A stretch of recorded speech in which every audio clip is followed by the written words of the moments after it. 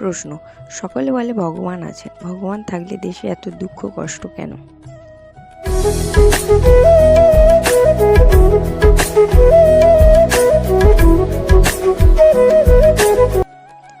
সকলেই যদি বলে তবে আপনার সন্দেহ থাকবে কেন?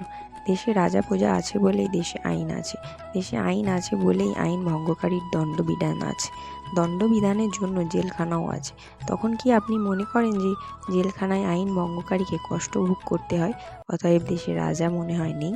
সেই রকম শাস্ত্রে বলা হয়েছে, কৃষ্ণ ভুলি যেই জীব অনাদি বহির্মুখ, অতএব মায়া তারে দেয় সংসার দুঃখ।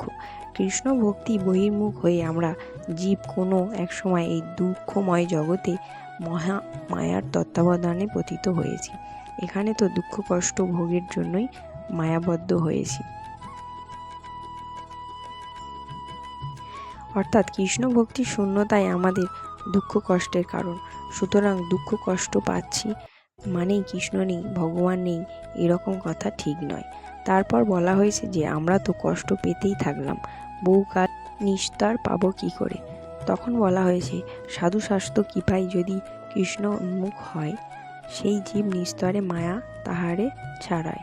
সাধু শাস্ত্র সিদ্ধান্তে কৃষ্ণ ভক্তিময় জীবনযাপন ফলে দুঃখময় সংসারবদ্ধ জীব নিস্তার পেতে পারে, মায়ামুক্তির পরপারে আনন্দময় জগতে উন্নীত হতে পারে।